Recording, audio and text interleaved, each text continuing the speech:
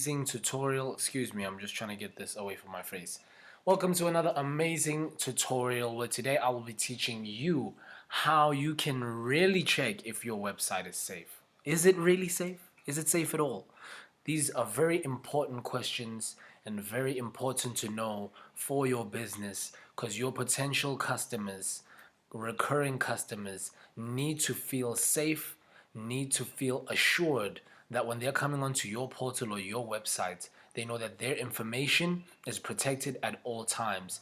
And with scam being at its all-time highest, I think it's a very critical practice for every business to ensure that their website is safe. So today's tutorial is going to be very short, very concise, straight to the point. But before we continue, I'd just appreciate it if you could just hit that subscribe button, hit the bell, like, comment, share if you can. And if there's anything that I can be able to assist you with in the website realm, then please contact me. My details will definitely be in the description below. But without further ado, let's jump into it. I'm going to be jumping into my company websites, which is Let's Make Progress.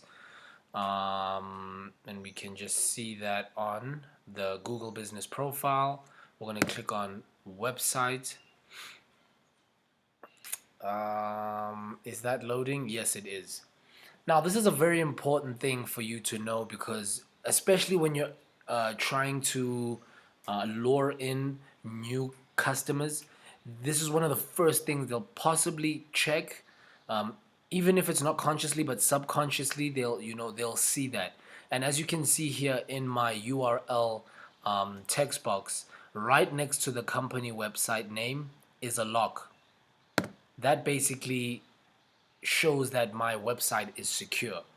Now, in instances, there it is. Safari is using an encrypted connection to Let's Make Progress, show certificate, and that'll basically tell you that the certificate is valid, which means that my website is secure.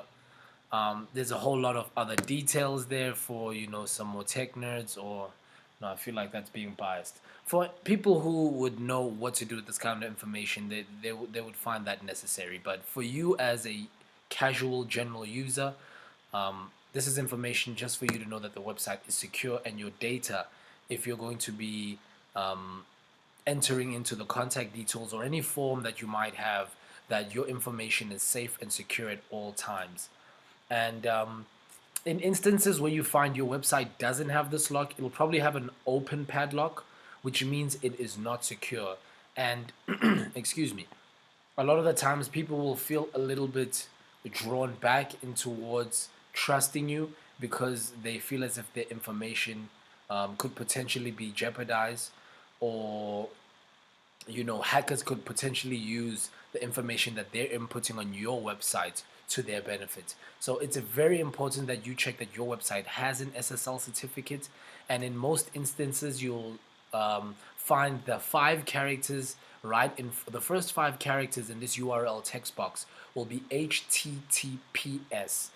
That should give you a good indication that the website is secure, and it is basically been given a it's been given the go-ahead from an accredited service provider.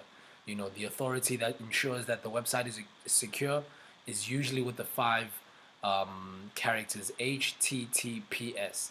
Now, if you find a website might have HTTP, it's more likely to be vulnerable to hackers and spam bots, etc., etc. But I just wanted to show you that.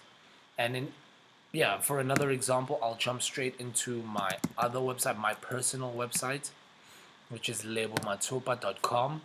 And you'll find, again, when the website loads, it's one of the first things that appears in that URL text box. That's what you want to be looking out for. So this is a very good practice to have usually on a routine. And maybe every 2 weeks, maybe every month or so, depending on what website builder you're also using. That's important to check. Maybe you might have WordPress, and then in that instance you might want to check a plugin called Really SSL. If you don't have that, they're a plugin that can give you the SSL certificate. But generally with service providers, they generally tend to give you an SSL certificate once you've purchased your domain. That's not always the case, but a lot of the times it is. So I deal with the service provider called AfriHost. I'm not too sure why this is taking a long time. Okay, let me just jump into it on this side. This is my forms. This is the official website, and there you have it on the top right there. As you can see, the website is secure. I'm just using an encrypted connection to lebomatupa.com, show the certificate, and there you have the certificate is valid. So make sure your website is safe, people. All right, protection is everything. But that really concludes the gist of today's tutorial. If there's anything that I can be able to assist you with, if you have any further questions, drop a comment below. And if you're struggling to figure out if you have one or not, then maybe I could be able to assist you where I can. But up until the next tutorial, look forward to it. Hope you have a prosperous, productive, and a very, very wonderful day.